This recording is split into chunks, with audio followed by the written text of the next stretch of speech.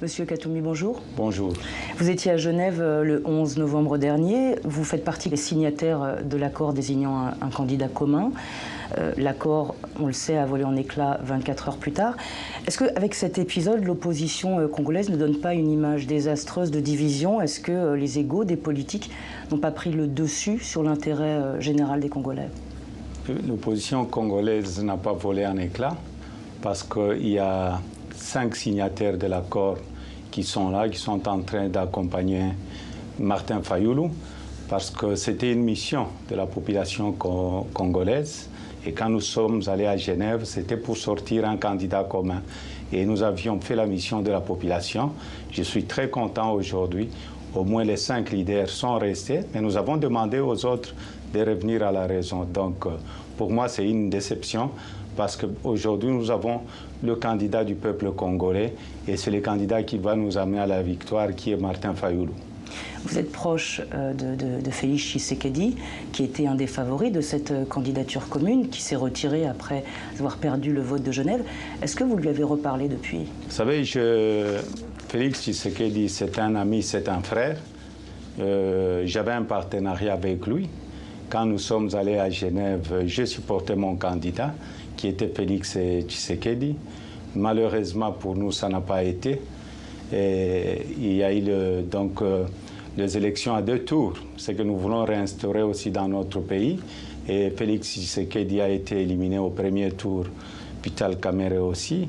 Et j'avais fait une motion de procédure parce qu'il y avait deux personnes de la même province.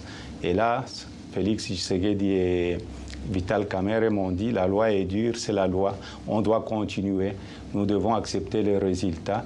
Mais vous n'avez pas répondu à mes questions. Est-ce que vous avez eu Félix Tshisekedi au téléphone depuis sa défection? Vous savez, le plus important pour moi, c'est voir l'avenir. C'est voir l'avenir. Félix, c'est un frère, on n'a jamais eu de problème avec lui. Et bon, ils vont, je crois, faire autre chose, ou ils vont revenir à la coalition. Le plus important pour moi, c'est voir comment est-ce que nous pouvons faire passer notre candidat. Nous, on a besoin quand même de savoir ce qui s'est passé à Genève ce week-end-là. Vous connaissez bien Vital Kamerhe, vous le connaissez depuis longtemps. Est-ce que vous avez été surpris par sa décision de se retirer de l'accord, de se dédire en fait?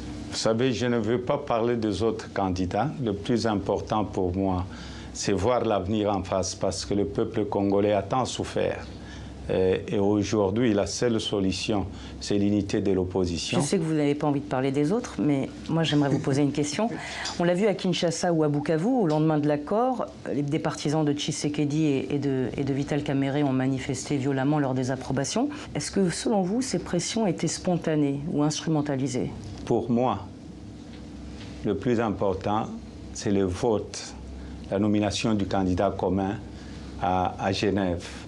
Et c'est pourquoi j'insiste encore. Je demande à la population congolaise, l'heure du changement est arrivée.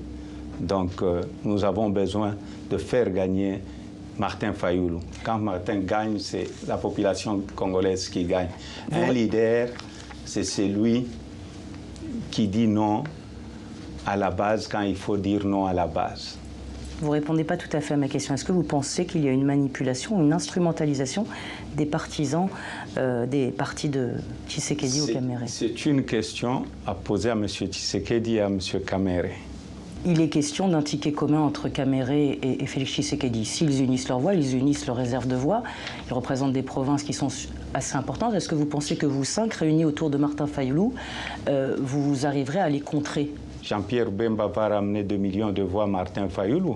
Moi-même, je vais ramener 2 millions de voix dans tout le Congo, et surtout à l'est du Congo. Moi et Jean-Pierre Bemba, nous sommes le poids lourd de la République démocratique du Congo. Plus notre candidat commun, Martin Fayulu. Nous avons aussi Mouzito, nous avons aussi le prof Matungulu. Et il y a plusieurs personnalités aussi. Surtout nos voisins, dans des pays voisins, il y a des chefs d'État qui soutiennent la candidature de Martin Fayulu. Il y a aussi quelques personnes de la communauté internationale. En tout cas, nous sommes dans le bon, et je suis très sûr que le 23 décembre 2018, Martin Fayoulou va gagner les élections.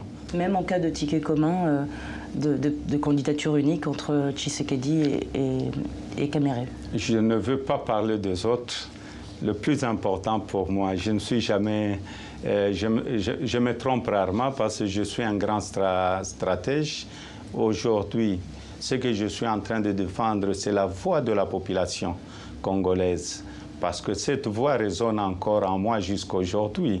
La demande de la population congolaise d'avoir un candidat commun. Ce sont eux qui vont élire Martin Fayoulou. Vous allez voir, Martin est en train de rentrer ce mercredi à Kinshasa. Vous allez voir comment il sera accueilli. Je demande à la population congolaise d'aller accueillir leur futur président. Martin Fayoulou, c'est un type très constant et nous allons tout faire pour qu'il puisse gagner. Nous allons mettre tous les moyens possibles, faire la campagne à l'américaine, mettre tous les moyens possibles pour que notre candidat puisse passer. Est-ce que ce sera suffisant, les moyens financiers, pour battre le candidat de la majorité présidentielle? Vous savez, le moyen financier, ce n'est pas seulement le moyen qui va nous servir de gagner le candidat du FCC. C'est la population congolaise. Elle-même nous a demandé et nous a mandaté. Il vous reste aussi ce combat pour la suppression des machines à voter. Vous continuez à vous y opposer. La question du boycott de l'élection avec ces machines est-elle toujours d'actualité?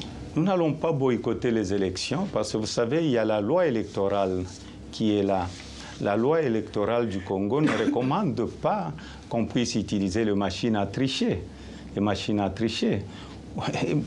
Si on aime son pays, on doit respecter la loi de son pays. Et en plus, sur le boycott, nous n'allons pas boycotter. Nous allons demander le bulletin de vote le 23 décembre. Et même dans le calendrier de la CENI, il n'y a pas de machine à voter. Le vote électronique n'existe pas chez nous. Donc, ce que nous disons, nous allons aller aux élections. Nous n'allons pas boycotter les élections. Vous allez voir, vous seriez peut-être très surpris. Un de ces 4 matins, peut-être Kabila risque même d'annuler les élections et de faire un report. D'ailleurs, il y a des rumeurs qui circulent à ce propos. En cas de report de l'élection présidentielle, si ces rumeurs venaient à se confirmer, qu'est-ce que vous ferez? Nous n'allons pas accepter. Il y a un article de la Constitution que nous allons utiliser, l'article 64. S'il y a un groupe d'individus qui veut prendre tout un peuple en otage, nous allons les chasser. Nous allons utiliser l'article 64. On n'acceptera pas un autre dialogue. Il n'y aura plus de négociations parce que trop, c'est trop. Comment vous allez le chasser concrètement? L'article 64, ça va être suffisant pour le chasser? Vous savez, la plus grande armée au monde, c'est la population congolaise. Vous allez appeler vos partisans? Nous allons appeler, c'est constitutionnel. Nous allons dire, écoutez, trop, c'est trop. On a une personne qui veut prendre tout un peuple en otage.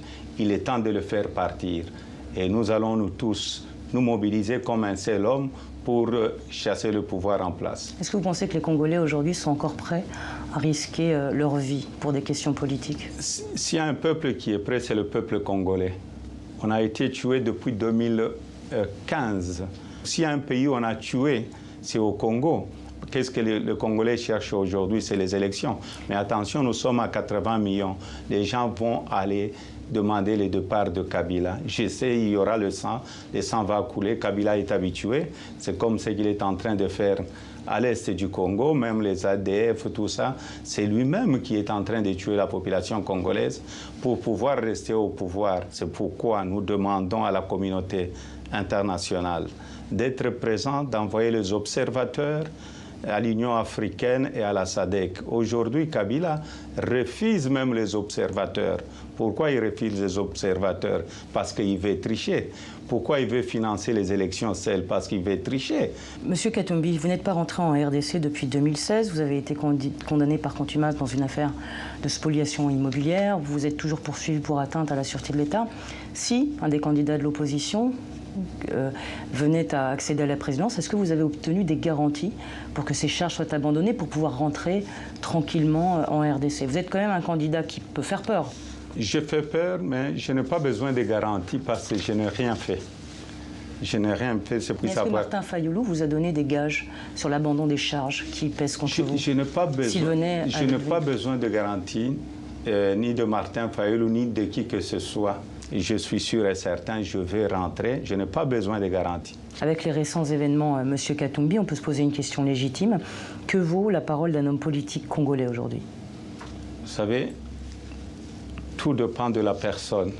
Et moi, je ne crois pas qu'on peut juger une personne à cause des autres personnes. On ne doit pas généraliser. Il faut faire la part des choses entre ce que les individus font et la population congolaise ou les opposants congolais. On doit juger chaque personne suivant ses actes.